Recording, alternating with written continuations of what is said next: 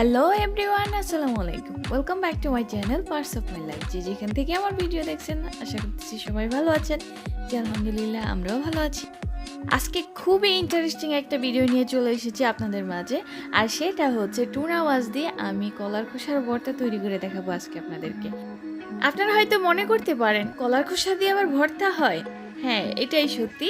কলার খোসা দিয়ে আজকে আমি আপনাদেরকে ভর্তা তৈরি করে দেখাবো, আর এটা খেতে অসাধারণ। আপনি বাসায় একবার ট্রাই করে তারপরে আমাকে বলবেন যে আমি সত্যি বলেছি না মিথ্যা বলেছি।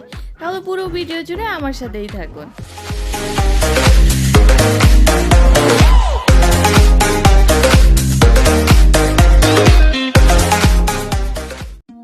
এর জন্য আমার লাগবে কলার খোসা, আর সেটা সিদ্ধ করা। এর আগে আমি কলার খোসার ভর্তা দুটো ভিন্ন পদ্ধতিতে দেখিয়েছিলাম, আমার চ্যানেলে আছে। আপনারা চাইলে অবশ্যই কিন্তু আমার ভিডিওটি দেখে আসতে পারেন, আর আমি ডিসক্রিপশন বক্সে এর লিঙ্কটা দিয়ে দিব। তো এখন আমি কলার খোসা নিয়ে নিচ্ছি। আমার এখানে যা কলা ছিল সেটা আমি সিদ্ধ করে নিয়েছিলাম। সিদ্ধ করে নেওয়ার পর যে কলার খোসাগুলো আছে সেগুলো আমি সব কিছু ছাড়িয়ে নিচ্ছি। এখন আমি চলে যাচ্ছি ফ্রাই প্যানে। আমি কলার খোসাগুলো নিয়ে নিয়েছি। এখন ফ্রাই প্যানে একটু এক্সট্রা ভার্জিন অলিভ অয়েল তেল দিয়ে দিচ্ছি। আপনারা চাইলে কিন্তু সয়াবিন তেলও ব্যবহার করতে পারেন, তবে অলিভ অয়েল তেলটা খুবই স্বাস্থ্যের জন্য অনেক উপকারী। এরপর দিয়ে দিচ্ছি পেঁয়াজ কুচি। এটা আবার ফার্স্ট স্টেপ, তো সেকেন্ড স্টেপ আছে। আর এই ভর্তাটা খেতে অসাধারণ লেগেছিল। আপনারা বিশ্বাস করবেন কিনা আমি জানি না, বাট আমি বিশ্বাস করতে পারি না যে কলার খোসার ভর্তা এত মজা লাগতে পারে।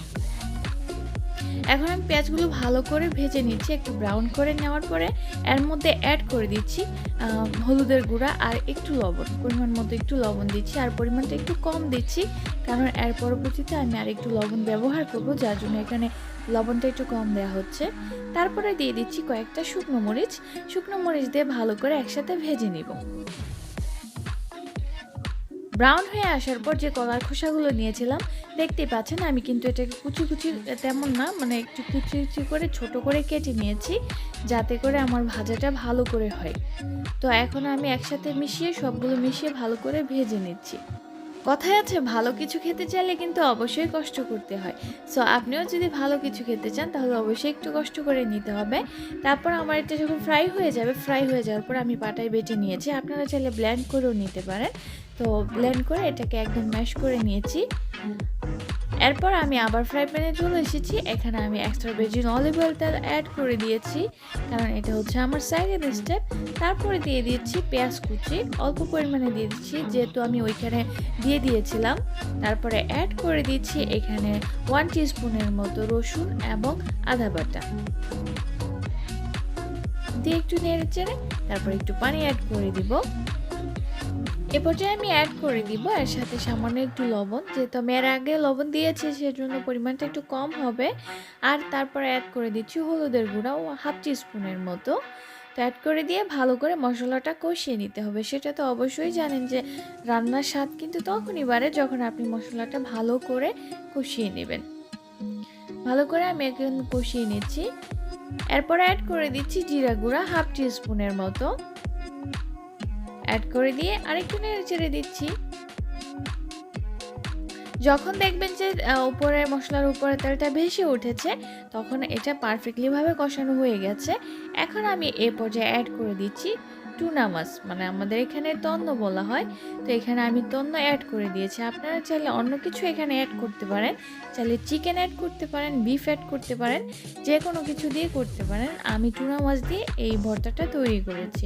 আর চাইলে যে কোনো চিংড়ি মাছ দিয়েও করতে পারেন, আবার কোনো কিছু ছাড়াও করতে পারেন, যা শুধু কলার খোসা দিয়ে। তবে এই ক্ষেত্রে মজা একটু কম লাগবে, যদি কিছু অ্যাড করেন তাহলে ভালো একটু বেশি লাগবে। তো এখন আমি সব কিছু একসাথে ভালো করে মিশিয়ে নিচ্ছি।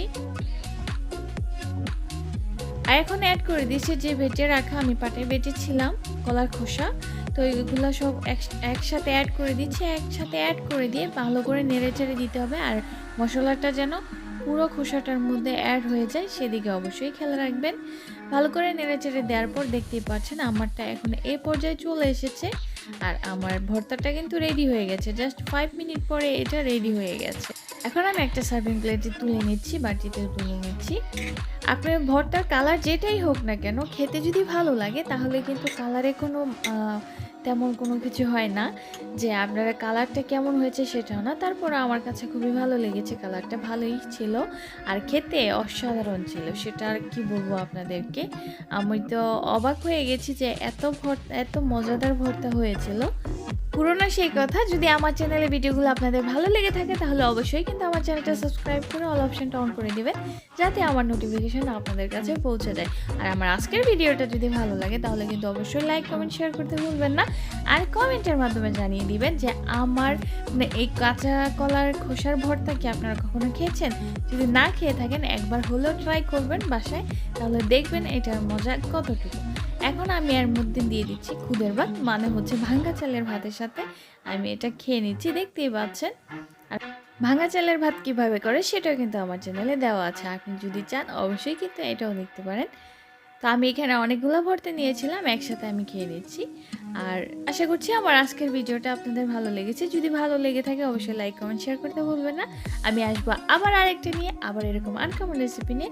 সে পর্যন্ত ভালো থাকবেন, আল্লাহ হাফেজ, আসসালামু আলাইকুম।